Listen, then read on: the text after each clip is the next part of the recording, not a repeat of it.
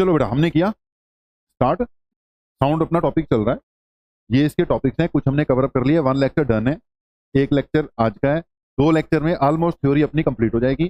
3rd lecture से हम numericals पे आ जाएंगे। असाइनमेंट मैंने आपको दे दी हुई है, ठीक है। आप जिसके पास नहीं है, आप दोनों के पास नहीं है ना, तो आप असाइनमेंट अपनी मेरे से ले जाना।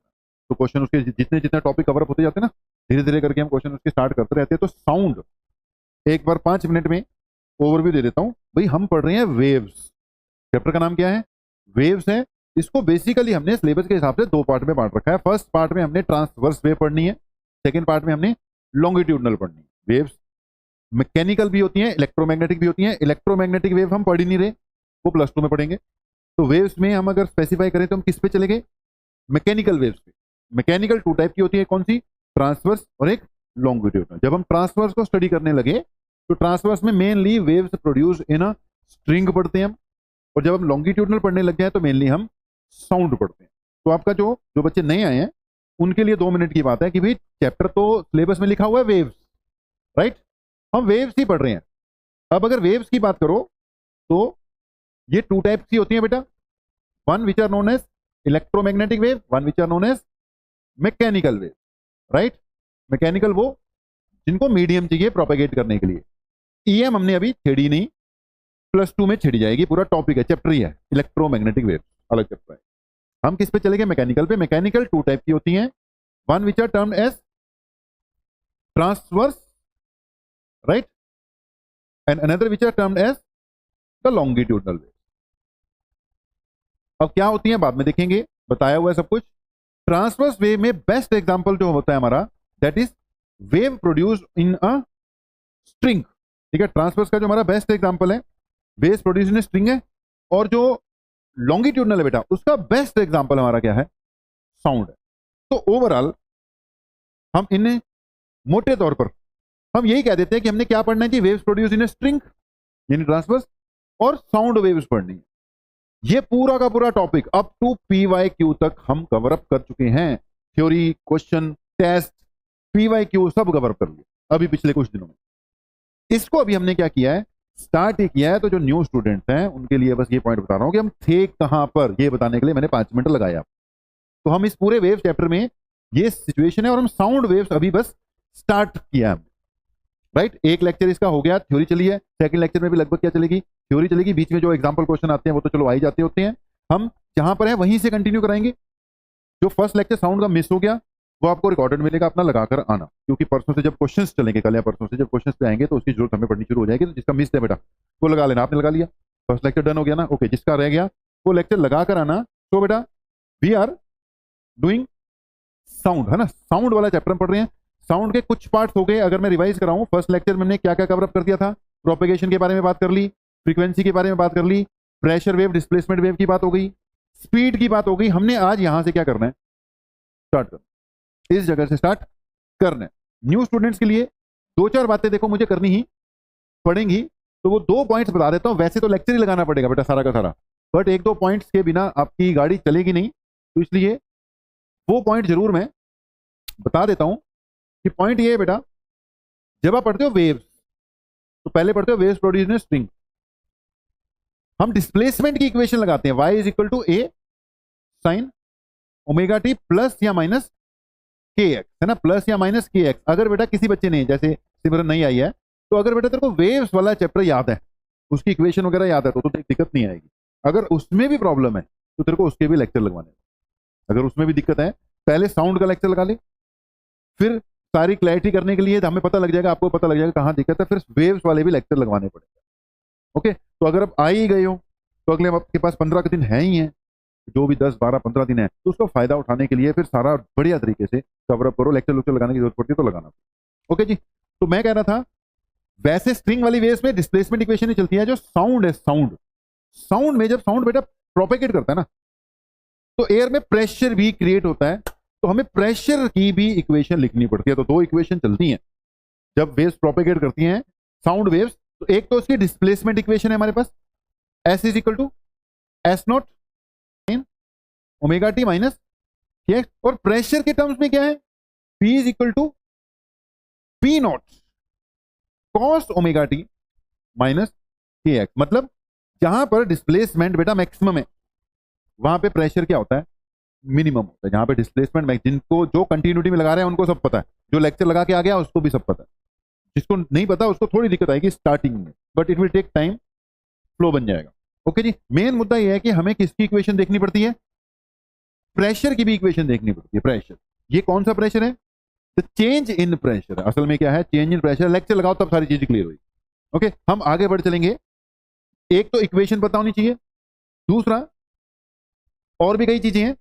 फिलहाल हम जो आज का टॉपिक स्टार्ट कर रहे हैं, कहां से स्टार्ट कर रहे हैं, कुछ फार्मूले नोट कराने हैं और मैंने कुछ इसके बाद काम की बातें करानी है। आज का जो टॉपिक है, आज की जो हेडिंग है, वो न्यू स्टूडेंट होने के कारण मुझे थोड़ा एक्सप्लेन करना पड़ गया।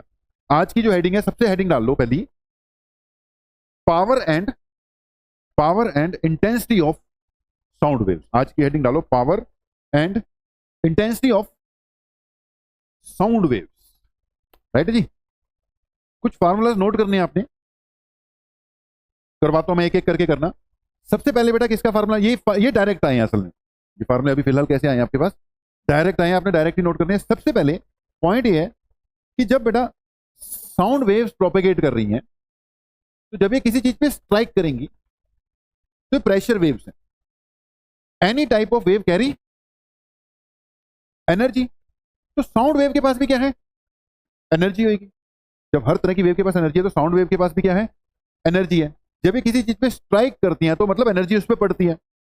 अगर एनर्जी पड़ती है तो किसका कंसेप्ट आएगा बेटा, पावर का भी कंसेप्ट आएगा। अगर एनर्जी का कंसेप्ट आएगा तो किसका आएगा, इंटेंसिटी का भी क्या आएगा, कंसेप्ट आएगा। तो तीन रिलेशन है, तीन फार्मूले हैं पावर के, एनर्जी के और इंटेंसिटी के, साउंड वेव्स के लिए स्पेशली। तो नोट करना, सबसे पहले किसका फार्मूला है बेटा, एवरेज पावर का। सबसे पहले किसका फार्मूला, एवरेज पावर का। ये फार्मूला यहां से डायरेक्ट नोट करना है।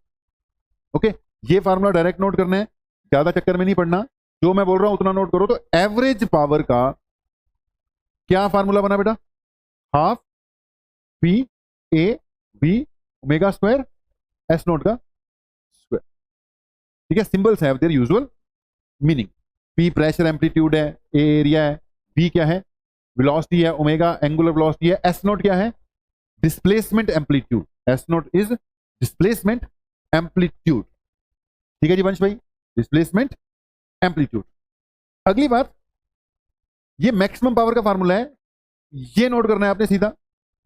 It is P A B omega square S naught का स्क्वायर। नोट करो, याद नहीं होंगे ये, ऐसे नहीं याद होते कुछ चीजें डायरेक्ट आती हैं, ऐसे नहीं याद होती। जब क्वेश्चन चलने शुरू होंगे ना, तो अपने आप धीरे धीरे करके याद होने शुरू हो जाएगा। अभी फिलहाल इनको क्या करो, रिजल्ट्स को नोट कर लो। पी प्रेशर एम्पलीट्यूड है, ए एरिया है, बी वेलोसिटी है, ओमेगा एंगुलर वेलोसिटी है, एस डिस्प्लेसमेंट एम्पलीट्यूड। राइट है जी। फिर उसके बाद आ गया टोटल एनर्जी। देखो, जो पावर है ना, basically it is work done per unit time, यानी it is energy per unit time. Work done energy एक ही बात होती है, तो power work done per unit time या एनर्जी पर यूनिट टाइम हो सकता है। इसलिए बेटा एनर्जी किसकी इक्वल होगी, it is equal to power into time. जल्दी बोलो, ठीक है, एनर्जी किसकी इक्वल होगी, पावर इनटू टाइम। अब पावर का फार्मूला तो निकला ही हुआ ये वाला, एवरेज पावर का। इसको टाइम से मल्टीप्लाई कर दो, किसका फार्मूला बन जाएगा, एनर्जी का फार्मूला बन जाएगा। राइट है जी, लिख लो, energy is equal to half into P into A into V into omega square into S naught का स्क्वायर इंटू टी लगा दिया कुछ। ओके जी, हो गया। फर्स्ट पेज, फर्स्ट 5 मिनट समझने वाले नहीं है, याद करने वाले। इनके फार्मूले कहां से ड्राइव करवाने पड़ेंगे मेरे को, तो टाइम बहुत लग जाएगा, उसकी हमें जरूरत नहीं है। तो फर्स्ट पेज अभी समझने वाला नहीं है, ये अभी मैं तुम्हें रिजल्ट्स दे रहा हूं, यूज करने वाला। याद भी एकदम नहीं हो जाने, ये धीरे धीरे याद हो। राइट है, उसके बाद की जो बातें आएंगी वहां से अपनी बात बननी दूसरे तरीके से शुरू हो जाएगी। ओके, एनर्जी पावर दो बातें हो गई। Yes, that is displacement amplitude. S not is displacement amplitude, P is P not ये प्रेशर एम्पलीट्यूड। क्या है आपका, प्रेशर एम्पलीट्यूड है। ओके, अगली बात लिखना इंटेंसिटी। इंटेंसिटी मैं पहले बात करूंगा, उसके बाद लिखवाता हूं। अगली हेडिंग क्या डाल दी आपने, इंटेंसिटी। कोई भी वेव है बेटा, उसकी जो इंटेंसिटी है, इंटेंसिटी की डेफिनेशन है, लिखना intensity of A wave is energy पर सेकेंड। क्वेश्चन बड़ा आना है इस पे, एनर्जी पर second per unit area, intensity is energy पर सेकंड पर यूनिट एरिया, तो इट इज एनर्जी पर सेकंड पर यूनिट एरिया। बोलो ठीक। What is definition of intensity? It is energy incident या एनर्जी एमिटेड पर second per unit area. Okay, ये चीज बेटा क्या है कि पावर हो गई कि नहीं, क्योंकि एनर्जी पर यूनिट टाइम अभी पीछे बात कर रही थी, क्या हो सकता है, पावर भी हो सकता है। ओके, तो एनर्जी इंटेंसिटी इज एनर्जी पर second per unit area. Power की यूनिट क्या होती है, वॉट, एरिया की क्या होती है, मीटर स्क्वायर, तो इसकी बेटा यूनिट क्या होगी, वॉट पर मीटर स्क्वायर। यहां इसकी यूनिट हो सकती है जॉल पर सेकंड पर मीटर स्क्वायर। राइट है जी। साउंड की इंटेंसिटी कितनी है, साउंड की इंटेंसिटी कितनी है, मतलब पर सेकंड पर यूनिट एरिया कितनी साउंड एनर्जी आ रही है। राइट है जी। अब इसका फार्मूला डायरेक्ट नोट करना है, कर लो जी। एवरेज इंटेंसिटी का फार्मूला ये नोट कर लेना, दोनों ही नोट कर लो, ठीक है। एवरेज इंटेंसिटी का दोनों फार्मूला नोट कर लेना। Half omega square S naught square B divided by V, half omega square S naught square B divided by V. B क्या है बेटा, यहां पर बल्क मॉडुलस बताया था ना पिछली बार, बी बल्क मॉडुलस है, वही सिंबल है। ओमेगा एंगुलर वेलोसिटी है, S note amplitude of the displacement है। थोड़ा फास्ट कर लिए।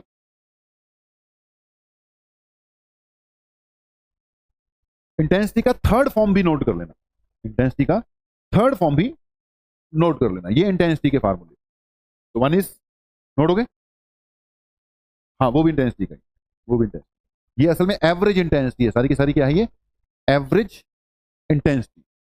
ओके, जल्दी से बताओ, कोई समस्या?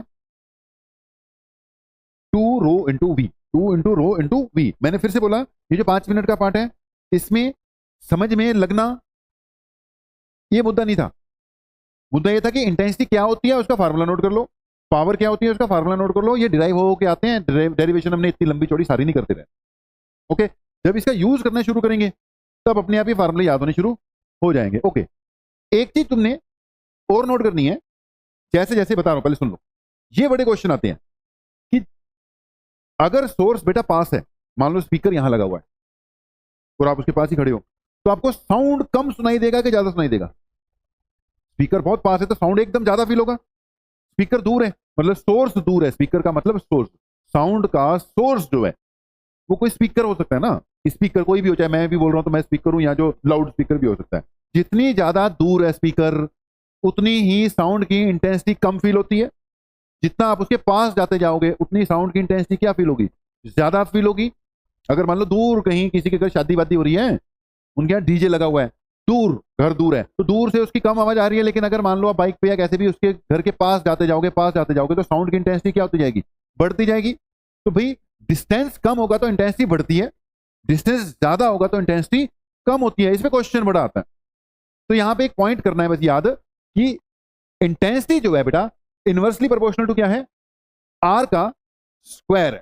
ठीक है, intensity is inversely proportional to R square. सुनना मेरी बात, पहले सुन लो, फिर जब तुम अपने आप नोट करोगे, पहले सुन लो, अपने आप नोट करोगे तो समझ में लग जाएगा। मैंने बोला इंटेंसिटी डिस्टेंस के बढ़ने से कम हो जाती है, इनवर्स प्रोपोर्शनलिटी है। लेकिन अगर इसका पूरा डिटेल में स्टडी करवा के बताऊं तो मैं प्रूव करवा सकता हूं कि डिस्टेंस के साथ वो लीनियर प्रोपोर्शनलिटी में नहीं है, इनवर्स में स्क्वायर के साथ है। यानी डिस्टेंस अगर आधा करते हो तो इंटेंसिटी 4 गुना बढ़ जाएगी, डिस्टेंस अगर डबल करते हो तो इंटेंसिटी 4 गुना कम हो जाएगी, क्योंकि बढ़ाने से कम होनी है लेकिन लीनियरली नहीं, स्क्वायर लगा हुआ।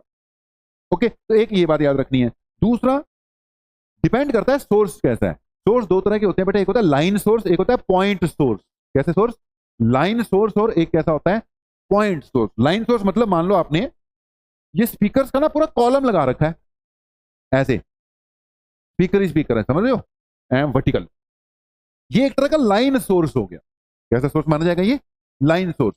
और अगर एक पॉइंट जैसी जगह से साउंड निकल कर आ रहा है तो इसको हमने क्या कह दिया, पॉइंट सोर्स। समझ गए कि नहीं समझ गए? लाइट के भी दो तरह के सोर्स होते हैं। अगर बल्ब लगा हुआ है तो वो पॉइंट सोर्स है। अगर वर्टिकली ऐसे खड़े करके ना ट्यूबलाइट लगा रखी है तो इसकी लाइट तो ऐसे फैलेगी ना चारों तरफ। जल्दी बोलो, समझ रहे हो कि नहीं? ये किस कैटेगरी में चला जाएगा, लाइन सोर्स। ये किस कैटेगरी में गया, पॉइंट सोर्स। मुझे जल्दी से बताओ, तुम्हें पॉइंट सोर्स और लाइन सोर्स का मतलब पता लगा कि नहीं पता लगा? लग गया। ओके, अगर मैं लाइट की बात करता हूं तो लाइट के केस में अगर बल्ब है, एक बल्ब बहुत दूर छोटा सा बल्ब है, उसको कैसा सोर्स मानोगे? लाइन सोर्स मानोगे कि पॉइंट सोर्स मानोगे? बोलो, पॉइंट सोर्स। और अगर ट्यूबलाइट है तो उसको क्या मान लोगे? लाइन सोर्स मान लोगे। ऐसे ही बेटा साउंड के केस में भी लाइन सोर्स और पॉइंट सोर्स का क्या आ सकता है? हमारे पास एग्जांपल आ सकता है। बोलो ठीक हो गया। अब ये सबको पता है intensity of sound inversely proportional to क्या जाएगी? डिस्टेंस। पॉइंट ये है कि अगर वो पॉइंट सोर्स है तो स्क्वायर लगना है, अगर वो लाइन सोर्स है तो स्क्वायर नहीं लग। समझ गए कि नहीं? क्वेश्चन आएगा, क्वेश्चन में फंस जाएंगे हम। फिर से बोल रहा हूं, पॉइंट सोर्स है तो इंटेंसिटी इनवर्सली प्रोपोर्शनल टू क्या है? Are square. लाइन सोर्स है तो इंटेंसिटी इनवर्सली प्रोपोर्शनल टू क्या है? आर है ओनली। ठीक है, तुमने ये वाला जिसपे मैंने गोला लगाया हुआ है पहले उसको फोकस करो, पहले उस पर क्या करो? फोकस करो, बाकी बाद में देखता हूं। हो गया? हो गया। अब जब साउंड चल रहा है तो साउंड का एम्पलीट्यूड भी होगा बेटा, amplitude inversely proportional to R. ठीक है, amplitude inversely proportional to R है और इंटेंसिटी इनवर्सली प्रोपोर्शनल टू क्या है? आर स्क्वायर है। किसके लिए? अगर सोर्स कैसे है?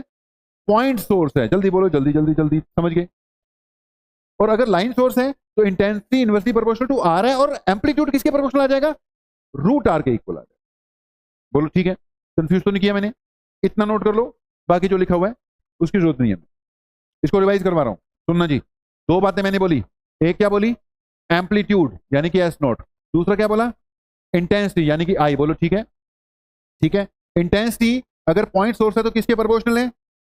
आर के स्क्वायर के। और एम्पलीट्यूड किसके प्रोपोर्शनल हो जाएगा फिर? Inversely proportional to R, point source होता। बोलो ठीक है?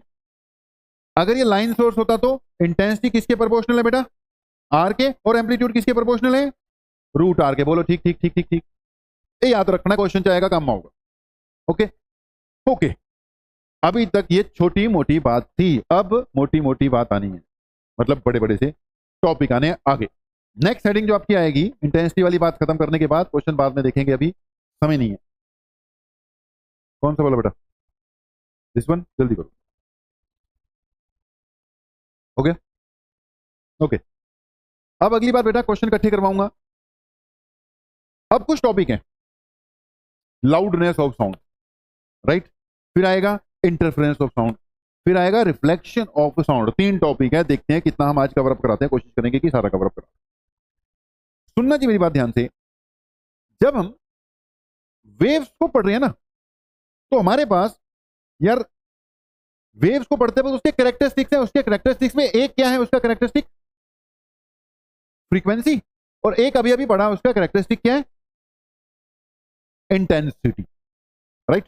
एक फ्रीक्वेंसी है, एक क्या? इंटेंसिटी। अगर बेटा कोई और वेव होती ना, कोई इलेक्ट्रोमैग्नेटिक वेव होती या स्ट्रिंग वाली वेव होती, तो इसकी फ्रीक्वेंसी का मतलब ना एक फिक्स्ड फार्मूला, एक फिक्स्ड क्या है? वैल्यू है। इंटेंसिटी का भी एक फिक्स्ड फार्मूला और एक फिक्स्ड वैल्यू, न्यूमेरिकल है। इंटेंसिटी का फार्मूला है तो वैल्यू आएगी ना, पर्टिकुलर वैल्यू है, यूनिट है। फ्रीक्वेंसी की भी वैल्यू है, यूनिट है। लेकिन हम पढ़ रहे हैं यार साउंड, साउंड की फ्रीक्वेंसी कितनी फील होती है या क्या फील होती है, ये बंदे टू बंदे डिपेंड कर जाती है, पर्सन टू पर्सन डिपेंड कर जाती है, सब्जेक्टिविटी आ जाती है। साउंड जो है तुमने सुना होगा 20 हर्ट्ज से लेकर 20 किलो हर्ट्ज तक की जो रेंज है वो हमें सुनाई देती है। ठीक है, तो साउंड वेव एक पर्टिकुलर फ्रीक्वेंसी का नहीं आ रहा, साउंड एक पर्टिकुलर फ्रीक्वेंसी का नहीं आ रहा, मिक्सचर ऑफ मेनी फ्रीक्वेंसी। हमें क्या फील हो रहा है एक पर्टिकुलर फ्रीक्वेंसी नहीं डिफाइन कर सकते हम। इसलिए डे टू डे लाइफ में साउंड की फ्रीक्वेंसी को जज करने के लिए एक टर्म आती है जिसको हम क्या कहते हैं? पिच कहते हैं। जल्दी बोलो, समझ रहे हो वर्ड की नहीं? सुना होगा तुमने, पिच। फ्रीक्वेंसी अगर ज्यादा है तो पिच भी ज्यादा फील होगी, फ्रीक्वेंसी कम है तो पिच क्या मानी जाती है? कम मानी जाती है। मतलब हाई फ्रीक्वेंसी साउंड मतलब high pitch, low frequency sound मतलब लो पिच। लेकिन ये पिच जो है ना, पिच एक ऐसी टर्म है जो फ्रीक्वेंसी को फील करने के लिए यूज होती है। इसकी कोई यूनिट नहीं है, पिच की कोई यूनिट नहीं है कि इतनी पिच उतनी पिच। हम बस ये कह सकते हैं high pitch sound, low pitch sound. Point समझना, पिच का मतलब ही नहीं पता होता कि पिच यार फ्रीक्वेंसी को फील करने का, कैसे हम उस फ्रीक्वेंसी को परसीव कर रहे हैं, एक तरीका बताने का। इसकी एग्जैक्ट वैल्यू नहीं बता सकते, हाई पिच लो पिच बोल, वो बात दूसरी है। हाई फ्रीक्वेंसी का मतलब हाई पिच, लो फ्रीक्वेंसी का मतलब लो पिच। अब फ्रीक्वेंसी डबल कर दी, इसका मतलब पिच डबल हो रही है, ये ऐसा कुछ नहीं। फ्रीक्वेंसी हाई मतलब pitch high, okay. Frequency double करने से पिच डबल हो रही है, ऐसा कुछ नहीं है। पिच डबल डबल ऐसा कुछ कंसेप्ट नहीं है। बोलो समझ रहे हो कि नहीं? ऐसी इंटेंसिटी तो पर्टिकुलर डिफाइंड है, इट इज डिफाइंड, राइट। अब इंटेंसिटी तो डिफाइंड है, उसकी यूनिट है वॉट पर मीटर स्क्वायर। अब इंटेंसिटी को कितना हम फील करते हैं, कितना परसीव करते हैं, it again depends from person to person. किसी के कान ज्यादा सेंसिटिव हो सकते हैं, वो सेम इंटेंसिटी को ज्यादा फील करता है, सेम इंटेंसिटी ऑफ साउंड को। किसी के कम सेंसिटिव हो सकते हैं, वो सेम इंटेंसिटी को कम फील करेगा। बोलो पॉइंट मेरा फॉलो कर रहे हो कि नहीं? तो इंटेंसिटी को परसीव करने का जो तरीका है दैट इज लाउडनेस। उसको हम क्या कहते हैं बेटा? लाउडनेस कह देते हैं। हाँ, लाउडनेस की यूनिट होती है, मेजर किया जा सकता है, लेकिन इसको अलग तरीके से डील करना पड़ता है। ओके, इंटेंसिटी डबल की तुमने तो जरूरी नहीं है लाउडनेस क्या हो, डबल ही हो। ओके, इंटेंसिटी लीनियरली वेरी करती है, लेकिन लाउडनेस लीनियरली वेरी नहीं करता। इसके लिए क्या करता है? एक लॉगरिथमिक स्केल लगाना पड़ता है। कौन सा स्केल लगाना पड़ता है जी? लॉगरिथमिक स्केल लगाना पड़ता है। ठीक है, इसके लिए लॉगरिथमिक स्केल लगता है लाउडनेस को मेजर करने के लिए, राइट। जो लाउडनेस है बेटा, इट इज, इसकी एक अलग यूनिट है जिसको क्या बोलते हैं? डेसिबल्स। किसमें मेजर होती है लाउडनेस? डेसिबल में मेजर होती है। Okay, it is measured in decibel. जो हमारा ह्यूमन ईयर है ना, human ear,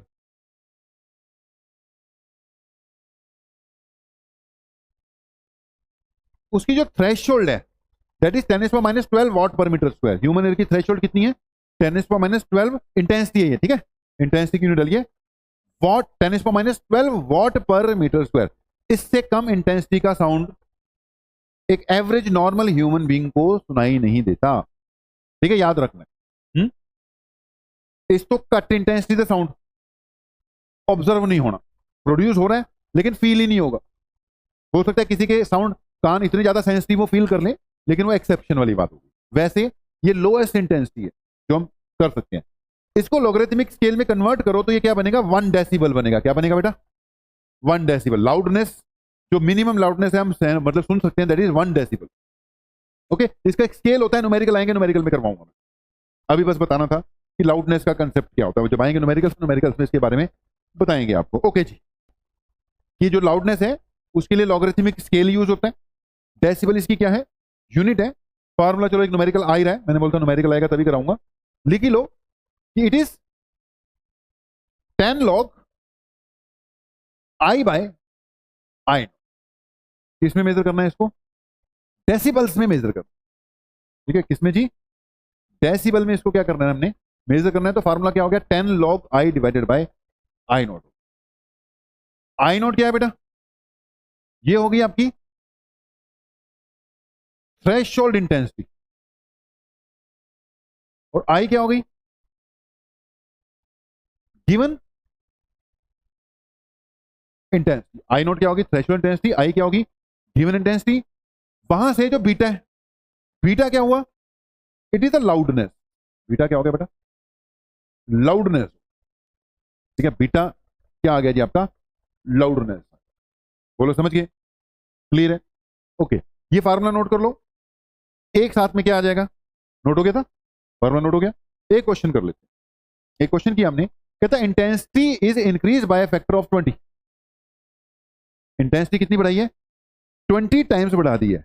by how many decibels is intensity level increase. अगर इंटेंसिटी 20 गुना बढ़ा दी जाए तो डेसिबल्स में लाउडनेस कितने गुना बढ़ेगी? अब मेरे पास फार्मूला क्या था? फार्मूला चेक करो बेटा। 10 log I by I naught. Okay, 10 log I by I naught है ना फार्मूला, यही है फार्मूला अपने पास। Okay, it is 10 log I divided by I naught. तो आपके पास जो बीटा 1 है, यानी इनिशियल इंटेंसिटी के लिए क्या बनेगा? 10 log I by I naught. Initial ये बन गया 10 log I by I naught. जब तुमने 20 टाइम्स बढ़ा दी तो सेकेंड फार्मूला क्या बना? Beta is equal to 10 log I की जगह क्या आ गया? 20। I नोट तो वही रहेगा ना, I नोट तो वही रहना है। It is 20I/I0। बोलो ठीक है, समझ गए? ये क्या है? अगर इंटेंसिटी आई थी बेटा उस वक्त की लाउडनेस, राइट। और जो बीटा 2 क्या है? जब इंटेंसिटी कितनी कर दी थी, 20 टाइम्स बढ़ा दी थी, उस वक्त की लाउडनेस। समझ गए? हमें उसने पूछा था लाउडनेस में कितना चेंज आएगा, इंटेंसिटी 20 गुना बढ़ाने से लाउडनेस में कितना चेंज आएगा। तो चेंज निकालने के लिए क्या किया? बाद वाली लाउडनेस माइनस पहले वाली लाउडनेस। जल्दी बोलो, समझ गए? जल्दी बोलो, समझ गए? पहले देखो मैं लिखने का मौका दे दूंगा। तो मैं first equation second equation clear है? ओके। चेंज निकालना था तो दोनों को क्या कर दिया हमने? माइनस कर दिया। दोनों को माइनस किया, 10 क्या आएगा? कॉमन आ गया। जल्दी बोलो, समझ गए? दोनों को माइनस किया, बीटा 2 10 कॉमन आ गया। यहां क्या आएगा? Log of 20I/I0 minus log of I/I0। जल्दी बोलो, समझ गए? ओके। अब तुमने रूल पढ़ा होगा, log x minus log y is equal to log of x/y। जल्दी बताएं, पता है कि नहीं पता? उसने डायरेक्ट कर दिया, वहां पे उसने क्या कर दिया? डायरेक्ट कर दिया, लॉग x/y कर दिया। जल्दी बोलो, समझ गए? ठीक है। x क्या है? 20I/I0। ये क्या था आपका? I/I0। I0 से I0 कर गया, I से I कट गया, क्या बचना था तुम्हारा? log 20 बचना था। जल्दी बोलो, समझ गए? समझ गए? अब log 20 की बेटा वैल्यू आपको लॉग टेबल से क्या करनी होगी? चेक करनी होगी। और जो रिजल्ट आएगा लॉग टेबल से चेक करनी होगी। 13 डेसिबल आ गया। चेंज कितना आया? 13 डेसिबल आ गया। बोलें क्लियर कि नहीं? छोटी सी बात, होता क्या है, हम कर लेते हैं लेकिन हमें ज्यादा कर लेते हैं तो याद ही नहीं रहता कुछ। अभी अभी तुम्हें कौन सा टॉपिक कराया मैंने? लाउडनेस वाला कंसेप्ट करवाया कि नहीं करवाया? जल्दी बताओ। क्या है लाउडनेस? इंटेंसिटी को मेजर करने की डे टू डे लाइफ के हिसाब से जो परसेप्शन आएगी ना, तो intensity is measured in loudness. कल को तुमसे सवाल पूछ लिया लाउडनेस क्या है, तुम क्या आंसर दोगे? चलो बताओ, what you will say, what is loudness? बोलोगे क्या? बोलोगे जी लाउडनेस मतलब इंटेंसिटी। बोलना तो यही पड़ेगा कि लाउडनेस से क्या चेक हो रही है जी? साउंड कम आ रहा है क्या ज्यादा आ रहा है? बोलेगा कम आ रहा है ज्यादा आ रहा है का क्या मतलब है? बोलो यार लाउडनेस से इंटेंसिटी का पता लग रहा है। फिर वो पूछेगा कि लाउडनेस और इंटेंसिटी सेम ही है। बोलो मीनिंग सेम ही है लेकिन न्यूमेरिकली ये सेम नहीं आनी। न्यूमेरिकली इनका क्या है? डिफरेंट। इंटेंसिटी से लाउडनेस निकाली जाती है। इंटेंसिटी किसमें मेजर होती है? वॉट पर मीटर स्क्वायर में। लाउडनेस किसमें मेजर होती है? बोलो decibel. Loudness is measured in decibel, intensity is measured in what पर मीटर स्क्वायर। राइट है। अब लाउडनेस चेक करने का हमारे पास फार्मूला क्या है? जल्दी बताओ, याद हो गया सबको कि नहीं? क्या है जल्दी बताओ? It is 10 log of I/I0। Okay, what is I0? ये थ्रेशोल्ड इंटेंसिटी है। कितनी होती है थ्रेशोल्ड इंटेंसिटी? 10⁻⁻12 वॉट पर मीटर स्क्वायर। बताया था ना अभी, 10⁻12 वॉट पर मीटर स्क्वायर। जो अभी न्यूमेरिकल कराया समझ में लग गया तुम्हें? जो न्यूमेरिकल कराया बेटा पक्का समझ में लग गया? हो जाएगा। ओके, अब बढ़ते हैं फिर आगे। मुझे हर थोड़ी देर बाद थोड़ा सा चेक करना पड़ता है कि भी चीजें क्लियर हो गई कि 10⁻12 वॉट पर मीटर स्क्वायर, वॉट पर मीटर स्क्वायर। ओके जी, एक क्वेश्चन देखना, देखोगे जी। कहता है bird is sitting on a tree. पेड़ पर एक पंछी बैठा हुआ है, सिंगिंग, सॉरी, पेड़ पे एक पंछी बैठा हुआ है, मैं आगे बोलने वाला था, और वो सिंग कर रहा है। ठीक है ना? ही मतलब दैट पंछी is singing. Okay, a bird is sitting on a tree and singing on a tree, ऐसे कर देते हैं इसको। तो bird is singing on a tree. Person approaches the tree and perceives that the intensity has increased by 10 decibel. अब देखना, वो कहता है इंटेंसिटी कितने गुना बढ़ गई है? 10 डेसिबल से बढ़ गई है। Okay, find ratio of initial and final separation between the man and the bird. Distance निकालना है, final and initial separation. Intensity जो है क्या inversely proportional to R square है? बर्ड है ना, बर्ड को पॉइंट सोर्स ही लेंगे हम। इंटेंसिटी इनवर्सली प्रोपोर्शनल टू क्या है? आर स्क्वायर है। तो इसका मतलब I1/I2 is equal to R2/R1 का बेटा स्क्वायर लिख सकता हूं कि नहीं लिख सकता हूं? जवाब दो। इनवर्स प्रोपोर्शनलिटी है तो उल्टा लिखा मैंने, R2/R1 का क्या हो गया? स्क्वायर। पहले इंटेंसिटी कितनी थी? I, अब उसको कितनी नजरी है? 10I, 10 गुना बढ़ गई। पहले इंटेंसिटी कितनी थी? I, और इंटेंसिटी कितनी होगी? 10I परसीव की है उसने। जल्दी बोलो, समझ गए कि नहीं? ओके, तो इसका मतलब यहां पे क्या आ गया? R2/R1 का स्क्वायर हो गया, I से I कट गया, R2/R1 किसकी कुल आ गया बेटा? 1/√10 आ गया। नहीं समझे? सॉल्व कर लो थोड़ा सा ना, जितो मैं करा रहा हूँ, सुनो मेरी गल, जितो मैं न्यूमेरिकल करा रहा हूँ, न्यूमेरिकल है टॉपिक, उस वक्त मेरे साथ मैचिंग रखनी है। मतलब आपका फेस लिखने में कम और देखने में ज्यादा ध्यान। उसके बाद वैसे लिख ही लेते हो तुम लोग साथ में, इतना मैनेज कर लेते हो, लेकिन अगर कुछ मिसमैचिंग हो जाए तो मैं टाइम दे दूंगा कि हाँ होना, लिख लो, कंप्लीट कर। लेकिन जो चल रहे हैं ना, उदों फिर आपका आई कॉन्टैक्ट कहाँ होना चाहिए, इस तरफ चलना चाहिए, मेरे साथ आई कॉन्टैक्ट भी होना चाहिए, ताकि मैनू दिखे कि जो मैं समझा रहे हैं तो तुम मेरे वाल देख रहे हो। जल्दी बताओ, ये वाला पार्ट क्लियर है? यहां से R2 किसके इक्वल आ जाएगा बेटा? R1/√10 आ जाएगा। Find the ratio of initial and final separation. आई गया इनिशियल, इसका आंसर आना चाहिए था R1/R2 equal to √10/1 equal to √10 ratio. मतलब जिस फॉर्म में बेटा कई बार ना क्वेश्चन पूछा होता है ना, उसी फॉर्म में हमें आंसर देना होता है। जैसे उसने बोला इनिशियल एंड फाइनल का रेशियो, तो पहले कड़ी रखनी है इनिशियल, बाद की कड़ी रखनी है फाइनल रखनी है। आंसर किया है √10 रेशियो 1 है। उसकी एक ऑप्शन 1/√10 भी हो सकती है, समझ गए कि नहीं? क्योंकि मैंने क्या निकाला है, 1/√10 निकाल दिया, क्योंकि मैं उल्टा लेकर चल रहा था, मेरा R2 ऊपर था। तो अगर हम ऐसे चल रहे हैं तो हो सकता है हम इस पर टिक लगाएं, गलत हो जाना नहीं तो। जल्दी बोलो, मेरा जो भी मैंने पॉइंट बोला पता लग गया कि नहीं? जिस फॉर्म में उसने बोला उस फॉर्म में ही हमें निकालना पड़ता है।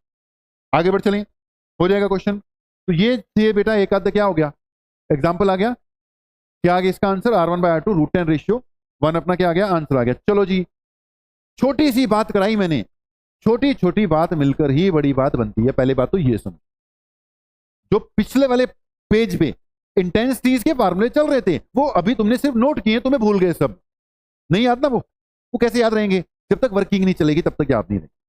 वो बड़े बड़े फार्मूले थे, उसकी वर्किंग अभी आएगी तब याद आने शुरू होने हैं। तुम्हारी मेहनत करें, नोट कर दे। बट उसके बाद जो लाउडनेस वाला कंसेप्ट है, जल्दी बताओ, यहां से बाहर निकलते वक्त भी लाउडनेस का कंसेप्ट याद रहेगा कि नहीं रहेगा? होती क्या है लाउडनेस भाई? इंटेंसिटी को परसीव करने का तरीका। किसमें मेजर होती है? डेसिबल में मेजर होती है, और डेसिबल मेजर होती है, उसका फार्मूला बता दिया 10 log I divided bye I0। एक चीज हमेशा याद, यहां से निकलते वक्त क्या याद रहेगी? Intensity inversely proportional to R²। इस पे बेस को क्वेश्चन आएगा, कम से कम करेंगे तो सही। 90% क्वेश्चन में, 90% क्वेश्चन में तुमने यही मान के चलना है इंटेंसिटी इनवर्सली प्रोपोर्शनल टू क्या है? R का स्क्वायर है। अगर उसने पॉइंट सोर्स वर्ड नहीं यूज किया हुआ, लाइन सोर्स वर्ड नहीं यूज किया हुआ, हम पॉइंट सोर्स मान लेंगे। जनरल क्या है? पॉइंट सोर्स मान लेंगे। Inverse proportionality with R² general है, कुछ नहीं बोलेगा तो R² मान लेंगे। जैसे इस क्वेश्चन में कुछ नहीं बोला था तो R² से किया। लेकिन अगर क्वेश्चन में लाइन सोर्स लिखा हुआ है तो इनवर्सली प्रोपोर्शनल टू R चलेगा। सिर्फ पढ़ने से ही काम नहीं होगा, हमें समझना भी पड़ेगा चीज, तब R लेना है। अदरवाइज कुछ नहीं बोलेगा तो मैंने क्या मान लेना है? उसको पॉइंट सोर्स ही मान लेना है, और इनवर्स प्रोपोर्शनलिटी क्या चलनी है? R² ही चलनी है। ओके, अगली बात, हेडिंग डाल लो, interference of sound waves. Interference of sound waves, मुझे ये बताओ, interference of waves produce on a string के किस्से याद हैं कि नहीं? क्योंकि अगर वो किस्सा याद है तो इसको करवाया जा सकता है, अगर वो किस्सा याद नहीं है तो फिर इसको कैसे करवाऊंगा मैं? तो किस्सा याद करवाऊं पहले। स्ट्रिंग के केस में दो वेव्स अगर सेम डायरेक्शन में ट्रेवल करते हुए आती हैं, मिक्स होती हैं, पहली वेव की इक्वेशन होती थी y is equal to y1 equal to a1 sine omega T plus minus kx।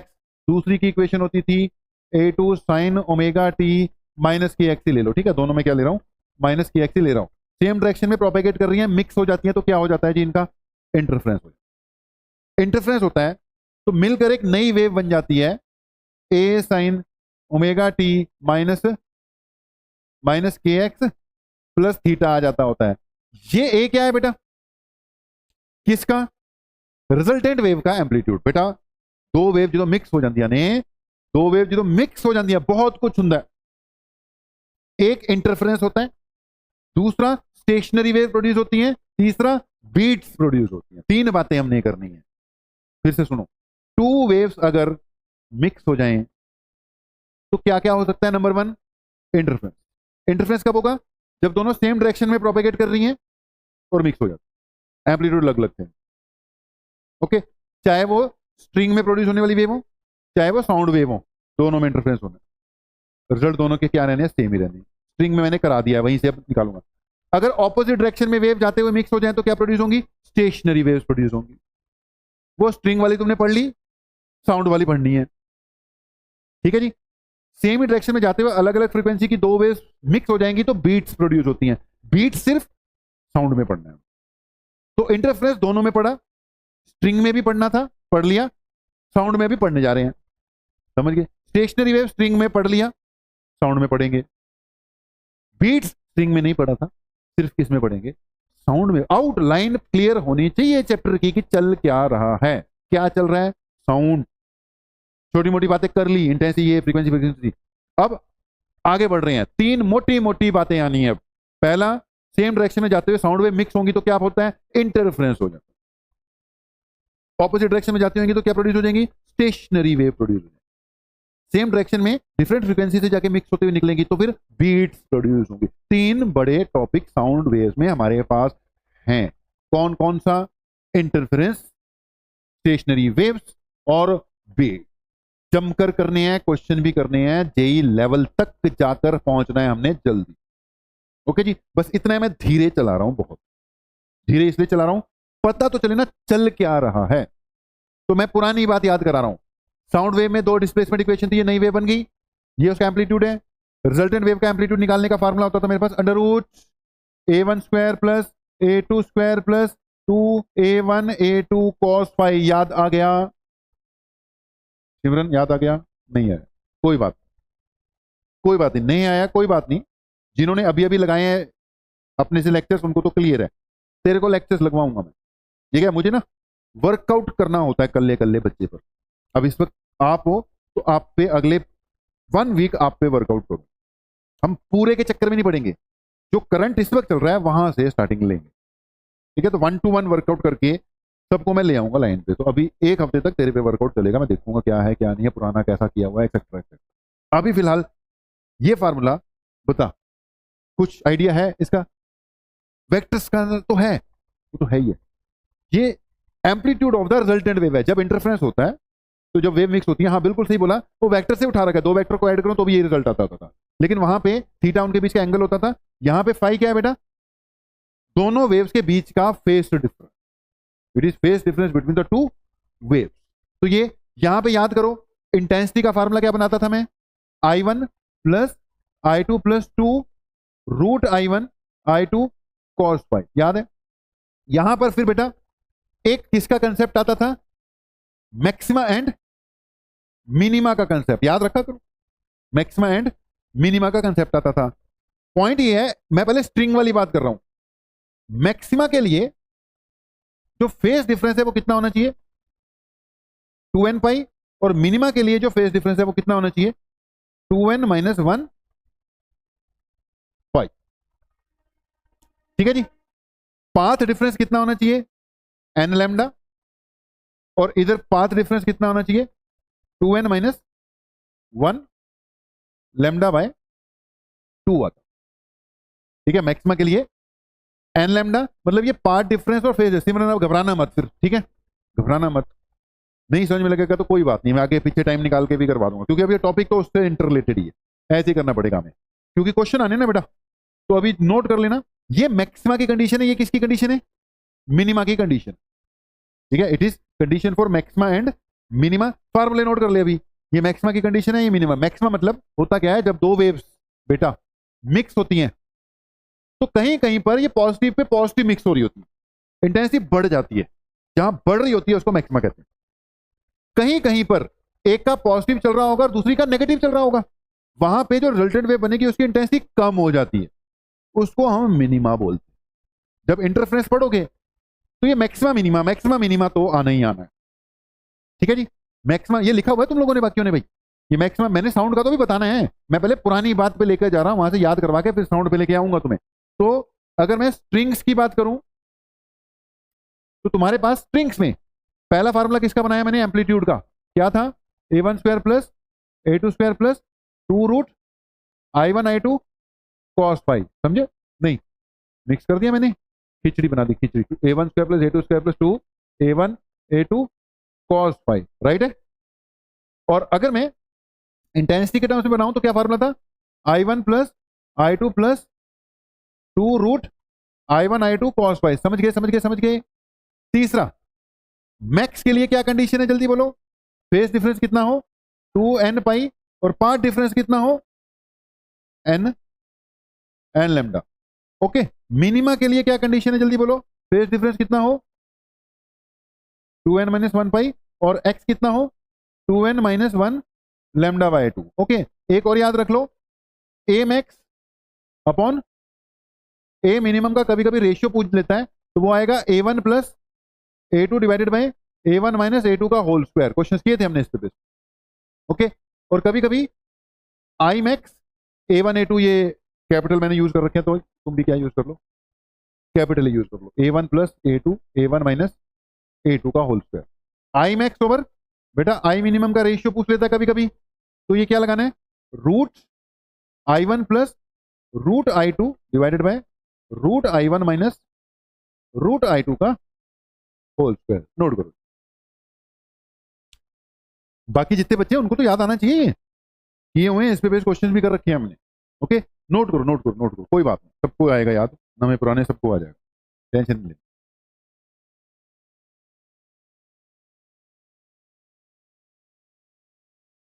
Done,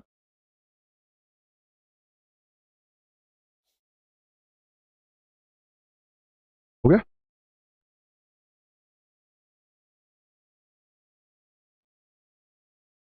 कोई ना कर लो आराम से, नोट करो।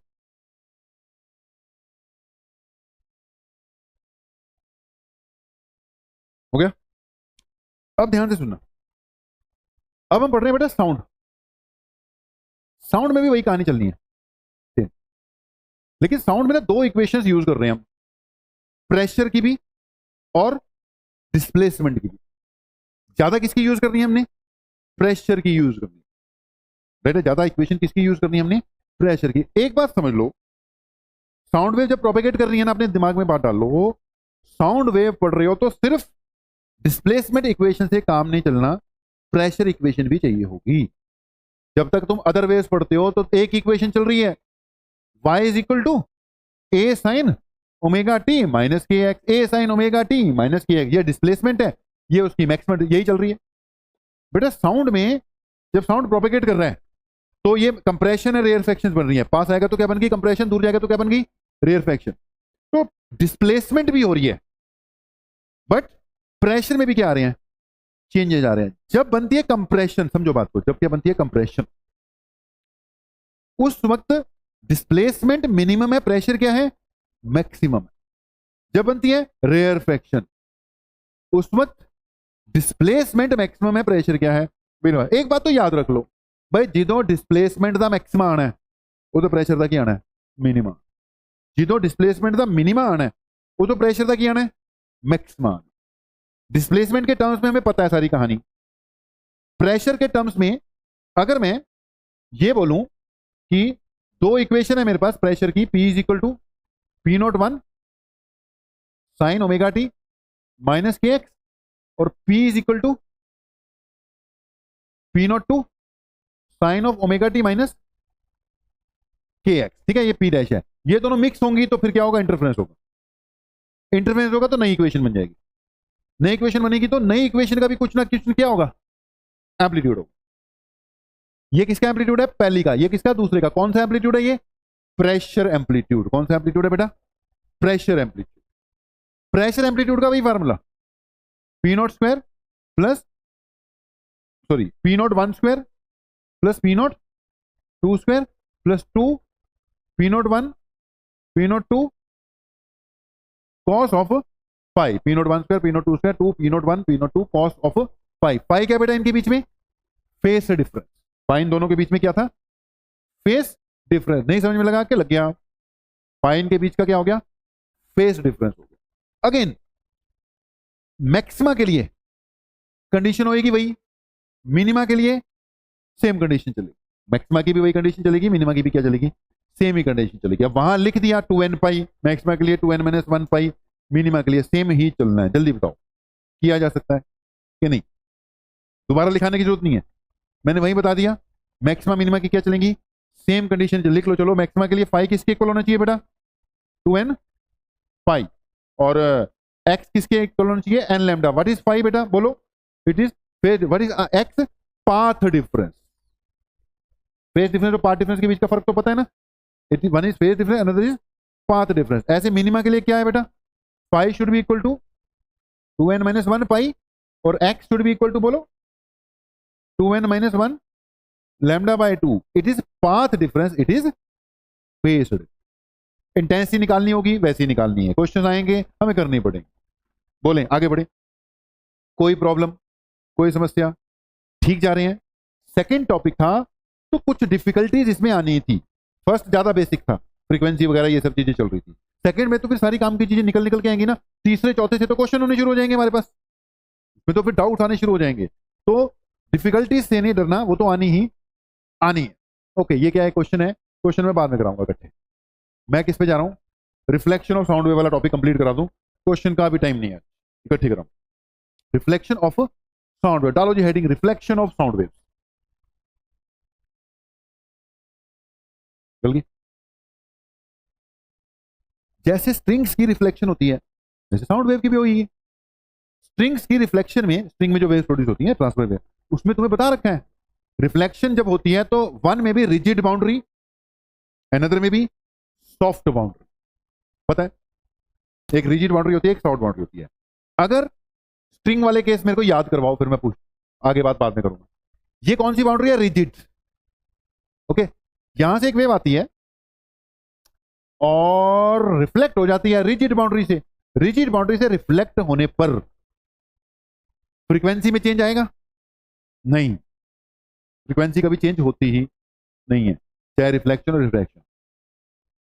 स्पीड में भी चेंज नहीं आएगा, मीडियम सेम है। वेवलेंथ में भी चेंज नहीं आएगा। फेस में चेंज आएगा, आएगा। कितना आएगा, 180 डिग्री का फेस चेंज हो जाएगा। बताता हूं मैं आपको, कंक्लूजन दूंगा। अगर ये बाउंड्री कैसी होती, सॉफ्ट बाउंड्री होती, मान लो कैसी बाउंड्री, सॉफ्ट। सॉफ्ट बाउंड्री से अगर रिफ्लेक्शन होकर आएगी, कहां से, सॉफ्ट बाउंड्री से, तो बेटा जब रिफ्लेक्शन होगी तो वेवलेंथ, फ्रीक्वेंसी और स्पीड में तो कोई चेंज आना नहीं है, फेस में भी कोई चेंज नहीं आएगा। दो बातें याद रख लो यार। अगर रिफ्लेक्शन कहां से हो रही है, रिजिड बाउंड्री से, तो there will be phase difference of 180 degree, और अगर सॉफ्ट बाउंड्री से हो रही है तो 0 डिग्री का फेस डिफरेंस। समझ गए। कभी कभी रिजिड बाउंड्री की बजाय वो डेंसर वर्ड यूज करता है। रिजिड बाउंड्री से रिफ्लेक्शन होना मतलब पहले रेयर से आ रही थी और डेंसर से रिफ्लेक्ट हुई है, 180 डिग्री का फेस डिफरेंस। और सॉफ्ट बाउंड्री से रिफ्लेक्शन होना मतलब डेंसर टू रेयर गई है। बोलो जी, समझे कि नहीं। तो एक rare to denser, denser to rare का कंसेप्ट होना चाहिए। ओके सिमरन जी, आप बताओ। छोटी सी बात ही करता हूं मैं, बड़ी बड़ी बातें नहीं करता। ये जो छोटी सी बात बताई याद रहेगी। If reflection takes place from rigid boundary, there will be a phase difference of 180 degree rigid boundary से between incident and reflected wave. चाहे वो वेव्स प्रोड्यूस इन स्ट्रिंग हो, चाहे वो लाइट वेव हो, चाहे साउंड वेव हो, सबके लिए सेम नियम है। तो हम साउंड पढ़ रहे हैं, साउंड की रिफ्लेक्शन पढ़ रहे हैं, तो रिजिड बाउंड्री से जब रिफ्लेक्शन होगी तो 180 डिग्री का क्या आना है, फेस डिफरेंस आना ही आना है। वही चीजें चलेंगी बेटा, वही चीजें चलेंगी। जल्दी बोलो, जल्दी समझ गए। और अगर सॉफ्ट बाउंड्री से हो तो नहीं आना, सॉफ्ट बाउंड्री से हो तो कोई चेंज नहीं आना। ओके, कुछ चीजें जो मैं पढ़ा चुका हूं स्ट्रिंग्स में वो मैं रिपीट नहीं करूंगा। अब कुछ मैंने रिपीट किया, तेरे को लेक्चर लगवाऊं, राइट है। अब मैं सीधा जो मैंने यहां पर बताना है उस चीज पर जा रहा हूं। मैं क्या पढ़ा रहा हूं, रिफ्लेक्शन। तो रिफ्लेक्शन पढ़ा रहा हूं मतलब मुझे क्या पढ़ाना है, मुझे स्टेशनरी वेव्स पढ़ानी है। रिफ्लेक्शन पढ़ाना है मींस मुझे क्या पढ़ानी है, स्टेशनरी वेव पढ़ानी है। तो मैं सीधे उस टॉपिक पर जा रहा हूं। अगर स्ट्रिंग्स में वेव प्रोड्यूस होकर रिफ्लेक्ट होकर आती है तो स्टेशनरी वेव बनती है, तो साउंड में भी बनेगी, साउंड में भी बनेगी। स्ट्रिंग में एक ही केस था, स्ट्रिंग में हमारे पास एक ही केस था। मैं साउंड ही पढ़ा रहा हूं लेकिन पहले मैं स्ट्रिंग वाले के साथ कंपेयर करते करते जाऊंगा ना बेटा। एक ही केस था, दोनों तरफ से स्ट्रिंग बांध रखी है। वैसे एक तरफ से ओपन भी हो सकती थी, लेकिन हमने जो डिस्कस किया दोनों तरफ से स्ट्रिंग बंधी हुई है। ये रिफ्लेक्टेड वेव, इंसिडेंट वेव आई, कौन सी वेव जी, इंसिडेंट वेव आई, और यहां से क्या हो गई, वेव रिफ्लेक्ट हो गई। ठीक है, ये इंसिडेंट वेव आई और यहां से वेव रिफ्लेक्ट हो गई। तो स्ट्रिंग में बेटा जो बोथ साइड से बंधी हुई है, फिक्स्ड है, उसमें ऐसी ही वेव प्रोड्यूस हो सकती है। ये भी पता होगा इन पॉइंट्स को क्या कहते हैं हम, नोड्स। याद आ गया, इनको क्या कहते हैं? नोड्स कहते हैं। नोड्स, नोड्स मतलब जीरो डिस्प्लेसमेंट। और इनको क्या कहते हैं? Anti node. तुम्हें स्ट्रिंग वाला भी लेक्चर साथ में लगा लेना है, मतलब जिन्होंने लगाए हैं अपने नोट्स खोल के देख लेने हैं। दोनों आमने सामने होंगे तो ये भी बड़ा इजीली हो जाएगा। अगले 15 से 20 मिनट का काम, मे भी 25 मिनट का काम, शांति से सुनते रहना। 20 to 25 मिनट्स लगेंगे, लेकिन अब ये टॉपिक अभी करवाना ही मुझे पड़ेगा। असली बात ही अब शुरू करने जा रहा हूं आज के पूरे लेक्चर। स्टेशनरी वेव की बात चल रही है, ये पढ़ रखा है सारा का सारा, क्वेश्चन भी कर रखे हैं। इसकी फ्रीक्वेंसी होती है जी 1/2L √ T/m, है ना। कितनी नोट्स बनती हैं, कितनी एंटी नोट्स बनती हैं, फर्स्ट मोड, सेकंड मोड, ये सारा अभी 2-3 दिन पहले हम कर रहे थे, न्यूमेरिकल कर रहे थे, जमकर कर रहे थे, राइट है। तो ये किया ही हुआ है, नोट्स एंटी नोट्स सब है। जब हम पढ़ रहे हैं बेटा स्टेशनरी वेव्स इन साउंड, तो हमें क्या पढ़नी पड़ती है? ऑर्गन पाइप्स पढ़नी पड़ती हैं। तो तुमने ये जो रिफ्लेक्शन वाला ये जो पढ़ाया मैंने, इसमें क्या नोट किया? ज्यादा मैंने करवाया नहीं। रिफ्लेक्शन में मैंने बस इतनी बात बताई है कि रिफ्लेक्शन होती है साउंड वेव्स की। तो दूसरी बात बताई है कि रिजिड बाउंड्री से होगी तो 180 डिग्री का फेस डिफरेंस आता है, सॉफ्ट से आएगी तो नहीं आता।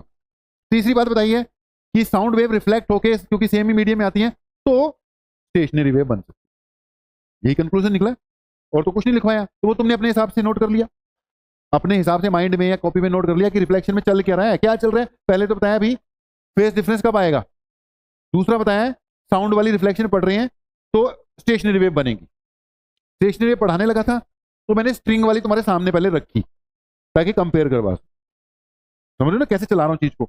और अब कहां पे आ गया? स्टेशनरी वेव और साउंड पे। जब स्टेशनरी वेव और साउंड पढ़ाऊंगा तो ये प्रोड्यूस होंगी कहां? Organ pipes. कहां प्रोड्यूस होंगी? ऑर्गन पाइप्स में। ऑर्गन पाइप्स मतलब म्यूजिकल इंस्ट्रूमेंट जितने भी होते हैं सारे एक तरह के ऑर्गन पाइप्स ही हैं, पाइप्स को बोलते हैं। इसमें प्रेशर प्रोड्यूस होता है। दो तरह की ऑर्गन पाइप्स होती हैं, एक होती है ओपन ऑर्गन पाइप, एक होती है क्लोज्ड ऑर्गन पाइप। कितनी तरह की होती है? दो तरह की होती है, एक होती है ओपन ऑर्गन पाइप, एक होती है क्लोज्ड ऑर्गन पाइप। अभी मेरा जो करवाने का स्टाइल है वो रिवीजन मोड वाला स्टाइल है, इसलिए फास्ट चल रहा हूं। वैसे अगर पूरे डिटेल सिलेबस के साथ कराऊं तो इसको दूसरे तरीके से कराऊं, राइट है। अभी तो रिवीजन मोड चल रही है आपकी। ओके, फिर से पूछा यार, बार बार पूछने की आदत है मेरे को। हेडिंग क्या चल रही है? रिफ्लेक्शन। रिफ्लेक्शन में सबसे पहले क्या बताया मैंने? सबसे पहले रिफ्लेक्शन होती है साउंड वेव्स की और 180 डिग्री का फेज डिफरेंस होता है कि नहीं होता, कब होता है कब नहीं होता, डन। उसके बाद क्या बोला? भैया रिफ्लेक्शन पढ़ रहे हो साउंड वेव की तो क्या पढ़ना पड़ेगा तुम्हें? स्टेशनरी वेव पढ़नी पड़ेगी। स्टेशनरी वेव पढ़ाने से पहले मैंने बोला पहले पढ़ रखी है ना स्ट्रिंग वाली, एक बार उसको याद कर लो। और उसके बाद बोला स्टेशनरी वेव साउंड पढ़ोगे तो दो चीजें पढ़नी पड़ेगी। Stationary wave produce in organ pipe, done done done. Organ pipes दो तरह की होती हैं, एक जिसको बोलते हैं ओपन ऑर्गन पाइप, दूसरा जिसको बोलते हैं क्लोज्ड ऑर्गन पाइप। ओके जी, one is open organ pipe, समझ गए, दोनों तरफ से open. One is close organ pipe, one side open one side close. बोलो समझ गए समझ गए समझ गए। ध्यान से सुनना, जब मैं साउंड वेव पढ़ा रहा हूं तो मुझे प्रेशर इक्वेशन भी देखनी है और डिस्प्लेसमेंट इक्वेशन भी देखनी है। अगर मैं डिस्प्लेसमेंट इक्वेशन के हिसाब से बात करूं तो इसमें जो स्टेशनरी वेव बनेगी वो कुछ ऐसी बनेगी। ओपन में जो स्ट्रिंग है उसके दोनों एंड पर नोड ही बन सकती है, ये इसकी बाउंड्री कंडीशन है, समझो इसकी बाउंड्री कंडीशन है, नोड ही बन सकती है। अगर ओपन ऑर्गन पाइप है तो इसके एंड पर एंटी नोड ही बन सकती है, नोड बन ही नहीं सकती, ये इसकी बाउंड्री कंडीशन है। बोलें क्लियर के नहीं? ठीक है। अगर हम किसमें क्लोज पे हैं, क्लोज पे, तो भाई जो क्लोज एंड है वहां नोड ही बन सकती है और जो ओपन एंड है वहां पर एंटी नोड ही बन सकती है। समझ गए? स्ट्रिंग में बाउंड्री कंडीशन क्या है? नोड एट एंड से बंधे हुए एंड है दोनों। ऑर्गन पाइप अगर ओपन हो तो उसके एंड पे क्या बनेगी? एंटी नोड बनेगी। और अगर क्लोज्ड हो तो एक क्लोज वाले एंड पे क्या बनेगी? नोड। ओपन वाले पे क्या बनेगी? Anti node. बोले बोले बोले क्लियर? बट स्ट्रिंग में सिर्फ डिस्प्लेसमेंट की बात चलती थी, यहां पे डिस्प्लेसमेंट के साथ साथ प्रेशर के हिसाब से भी पढ़ना पड़ेगा। जहां पर डिस्प्लेसमेंट का मिनिमा है वहां प्रेशर का क्या होना चाहिए? मैक्सिमा होना चाहिए। और जहां डिस्प्लेसमेंट का मैक्सिमा है वहां प्रेशर का क्या होना चाहिए? मिनिमा होना चाहिए। तो जी अगर प्रेशर के टर्म्स में बनाओगे तो ओपन एंड पर नोड बनेगी, ओपन एंड पर नोड बनेगी, क्लोज एंड पर एंटी नोड बनेगी। जल्दी बोलें, क्लियर के नहीं? अगर मैं ये सारी की सारी सिचुएशन प्रेशर के हिसाब से चलाऊं तो ये कुछ ऐसी सिचुएशन हो जाएगी। बोलो समझ गए कि नहीं? ये प्रेशर नोड है, प्रेशर के हिसाब से है, प्रेशर। तो ओपन ऑर्गन पाइप में एंड्स पर डिस्प्लेसमेंट के हिसाब से देखोगे तो क्या बननी चाहिए? Anti node. बट प्रेशर के हिसाब से क्या बननी चाहिए? नोड बननी चाहिए। समझ गए कि नहीं? यहां पे प्रेशर के हिसाब से क्या बनेगी? Anti node. और यहां क्या बनेगी? नोड बन, क्योंकि डिस्प्लेसमेंट की जहां पे नोड है वहां इसकी क्या होनी चाहिए? एंटी नोड होनी चाहिए। तो ये प्रेशर के हिसाब से ये सिचुएशन बनेगी। बोलो समझ गए कि नहीं? ओके। अब क्योंकि मैं सीधा रिजल्ट ही समझा रहा हूं, सीधा क्या समझा रहा हूं? रिजल्ट ही समझा रहा हूं। तो अगर इसके रिजल्ट्स की तुम बात करो तो इसमें हमने एक फार्मूला निकाल रखा है कि जी जो एल होती है ना, L total length, it should be N times lambda by 2। समझ रहे बात को? एल किसके इक्वल होती है? N times lambda by 2। इसके बाद तुम फंडामेंटल मोड डिस्कस करते होते थे। एन अगर वन, ये किया हुआ सिमरन, ये वाला टॉपिक याद आ रहा है कुछ? तूने नहीं यार, कोई बात, कोई बात। तेरे को आज का पहला लेक्चर ही है। अब सारी चीजें तो पुरानी मिक्स होनी थी। तो तुम बताओ, तुम्हें याद आ रहा है कि तुम्हें भी नहीं आ रहा? अभी किया था फर्स्ट फंडामेंटल मोड में एन की वैल्यू क्या भरनी है? 1 भरनी है। सेकेंड मोड में क्या भरनी है? 2 भरनी है। ऐसे करके चलता होता था। ओके। तो स्ट्रिंग में बेटा total length should be N times of lambda by 2। यहां से लेकर यहां तक क्या होती है? लैम्डा बाय 2 होती है। तो ये कौन सी मोड चल रही है? 1 2 3 4 5, ये फिफ्थ मोड मैंने शो कर रखी है। याद आ रहा है कुछ कि नहीं? ऐसे करके क्वेश्चन भी कर लिया, फिफ्थ मोड शो कर रखी है। ऐसे ही जो आपकी ओपन ऑर्गन पाइप है, कौन सी? ओपन ऑर्गन पाइप है, इसमें ये टोटल लेंथ है आपकी ऑर्गन पाइप की। समझ रहे हो? समझ रहे हो? समझ रहे हो? टोटल लेंथ है। ध्यान से सुनना, यहां से लेकर ये मैक्स में, सुनो, ये मिनी में, ये फिर से मैक्स में, यानी ये क्रेस्ट है, ये ट्रफ है, ये क्या है? ये क्रेस्ट है, ये ट्रफ है, और ये फिर से क्या होगी? Crest. Crest to crest 1 wavelength होती है। यानी यहां से लेकर यहां तक इस वक्त कितनी वेवलेंथ है? 1 वेवलेंथ। लेकिन आधी भी तो बन सकती थी, यहां से यहां तक भी तो बन सकती थी। बोलो समझ रहे मेरी बात को? ये भी तो बन सकती थी, इससे कम नहीं बन सकती, क्योंकि इससे कम बना दिया तो दोनों तरफ बाउंड्री पे मुझे क्या चाहिए? एंटी नोड चाहिए। मुझे दोनों तरफ क्या चाहिए? एंटी नोड चाहिए। मेरी बात समझ रहे हो कि नहीं? दोनों तरफ एंटी नोड चाहिए। तो इतनी वेव से काम ही नहीं चलना, कम से कम इतनी आएगी। बोलो समझ गए? ये कितनी लेंथ है? लैम्डा बाय 2 है। ये कितनी है? लैम्डा बाय 2 है। ऐसी आगे भी क्या आएगी? यानी ये भी लैम्डा बाय 2 के मल्टीपल्स में ही चलनी है। नहीं समझे? क्या समझ गए? समझ गए? ये डिराइव होके आ जाता है। डिराइव होके आएगा तो मुझे ऐसे ऐसे समझाने की जरूरत नहीं पड़ेगी, आ ही जाएगा। भाई अभी ड्राइव करने का मेरे को वक्त नहीं है, मैं रिवाइज करवा रहा हूं। तो इसलिए मैंने यहां पे बताया इसकी भी कंडीशन यही है, एन लैम्डा बाय 2 है। नहीं समझे? क्या समझ गए? समझ गए? चाहे प्रेशर के केस में हो, या इतनी बननी है या इतनी बननी है, तो ये लैम्डा बाय 2 है, ये भी क्या है? लैम्डा बाय 2 है। भाई ओपन ऑर्गन पाइप की कंडीशन क्या है? L should be equal to N lambda by 2। Confusion? No. अब आते हैं क्लोज्ड पे। क्लोज की कंडीशन क्या है? कि भाई एक एंड पे मुझे क्या चाहिए? नोड, लेकिन दूसरे एंड पे क्या चाहिए? Anti node. तो इतनी भी बन सकती है। समझ गए? एक नोड पे क्या चाहिए? एक एंड पे क्या चाहिए? नोड, दूसरे पे क्या चाहिए? Anti node. इतने से भी काम चल जाएगा। यहां यहां से लेके फिर मुझे यहां तक जाना पड़ेगा। जल्दी बोलो, समझ गए कि नहीं? एक एंड क्या बन जाएगा? नोड। दूसरा क्या बन जाएगा? Anti node. या तो इतनी बने, या यहां से लेके यहां तक बने, या यहां से लेकर यहां तक बने। बन रही है बात कि नहीं? ये लेंथ कितनी है? लैम्डा बाय 4 है बेटा। एक मिनट, एक बोल बोल बोल बोल चल। बस रुक जा, थोड़ी देर रुक जा, 10 मिनट रुक। तो कहते हैं क्या कहते हैं? टाइम पे नहीं आया। अब मैं बोलूंगा तूने मेरा लेक्चर पूरा नहीं लगाया। किसी ना किसी की बात तो सुननी पड़ेगी। चल जा, रिकॉर्ड हो रहा है, देख लेना, ठीक है। अपलोड करूंगा शाम को 5 साढ़े 5 बजे तक अपलोड कर दूंगा, देख लेना। मेरे से कोई नहीं डरता यार, बाकी से सारे डरते रहते हैं। मेरे से भी डरना सीखो थोड़ा सा। क्या कहते, डांटते फिर सर? हाँ,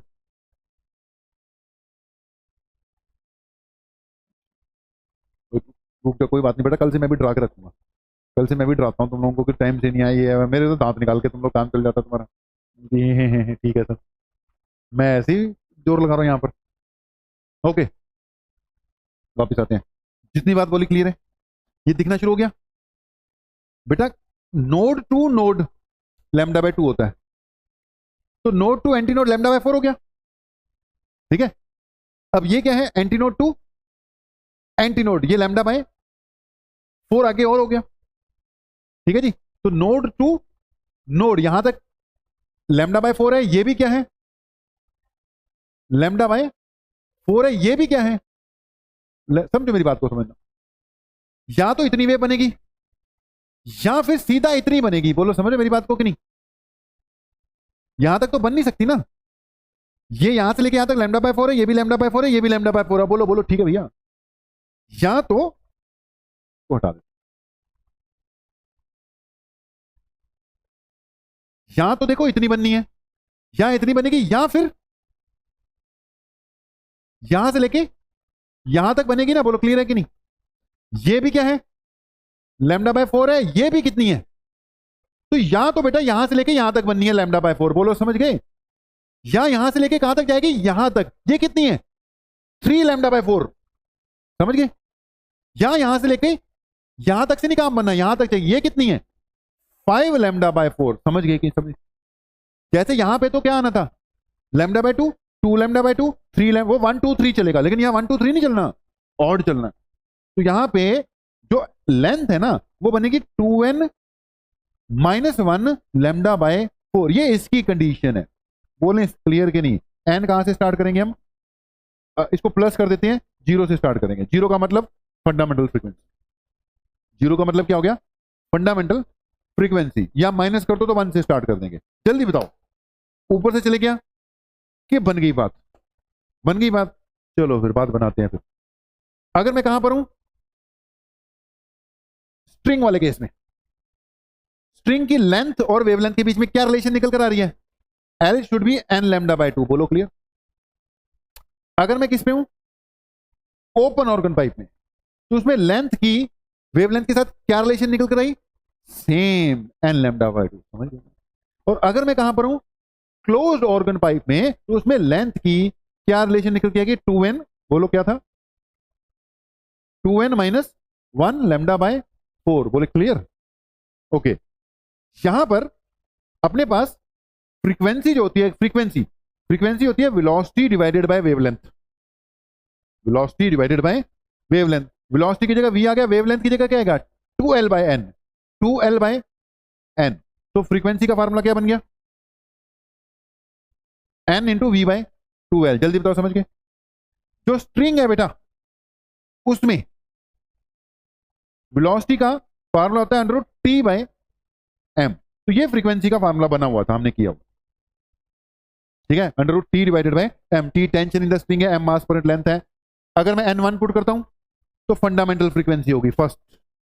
2 पुट करता हूं तो सेकंड मोड आ जाएगी। 3 पुट करता हूं थर्ड मोड आ जाएगी। सिमरन अब तो थोड़ा थोड़ा याद आना शुरू हो गया होगा अगर पढ़ा होगा पहले। ओके जी। अब आते हैं किस पे, ओपन ऑर्गन पाइप में। ध्यान से सुनो, ओपन ऑर्गन पाइप है, साउंड वेव है, साउंड वेव। इसमें फ्रीक्वेंसी का फार्मूला तो वही आ गया, n into we bye 2l। समझ रहे हो मेरी बात को? बट बेटा ये साउंड वेव है, साउंड वेव की स्पीड का फार्मूला कुछ और होता था। साउंड वेव की स्पीड का फार्मूला मैंने पिछले लेक्चर में बताया है, n/2l it is gamma R T by M, sound wave का। इसमें ये चलना है, ठीक है जी। और अगर मैं उस पर चले जाऊं तो इसमें देखो फ्रीक्वेंसी का क्या फार्मूला बनेगा, velocity divided by L. Velocity divided by lambda, sorry, और लैम्डा किसके इक्वल है, 4l।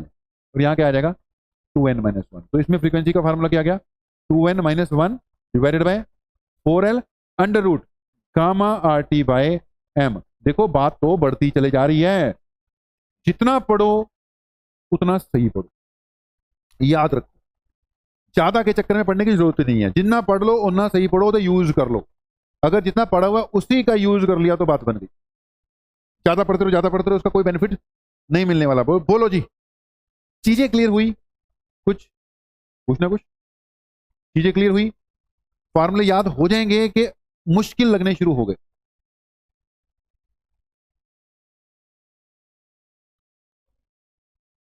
जो मर्जी ले लो, माइनस ले लो, जो मर्जी, मतलब नहीं नहीं, दोनों साइड से क्लोज नहीं होती, फिर साउंड कहां से जाएगा? दोनों साइड से क्लोज नहीं हो सकती। ओपन ऑर्गन पाइप मतलब open from both side, close organ pipe मतलब क्लोज फ्रॉम वन साइड। ठीक है, दोनों साइड से क्लोज नहीं होनी, फिर उसमें साउंड वेव कहां से डालोगे? दोनों साइड से क्लोज वाला केस ही नहीं है। अब पहले बताओ बेटा, इन चीजों को किया जा सकता है कि नहीं किया? अब मैंने चेंज कर दिया था ना, अब माइनस एक ही कर लो। प्लस वन और माइनस वन में क्या फर्क है? सुनो, अगर प्लस वन करते हो तो जीरो से स्टार्टिंग दे रहे हो तुम, जीरो से स्टार्टिंग दे वही आएगा ना। और माइनस वन पुट करते हो तो कहां से स्टार्टिंग दे रहे हो? वन से स्टार्टिंग। माइनस वन पुट करते हो तो वन से स्टार्टिंग दे रहे हो। ओके ठीक है, यहां पे क्लोज करूं? है तो अभी भी इसके आगे भी काफी कुछ, लेकिन अभी यहां पे क्या करता हूं, क्लोज करता हूं। कल इसके आगे करवा के इसके न्यूमेरिकल्स करवाते हुए आगे बढ़ाऊंगा, यहीं से स्टार्ट करूंगा। कल पहले मैं खुद न्यूमेरिकल कराऊंगा इसके, फिर उसके आगे बढ़ाते हैं बात। ओके जी, लेक्चर में अपलोड कर दूंगा, जिसका रह गया होगा वो देख लेगा।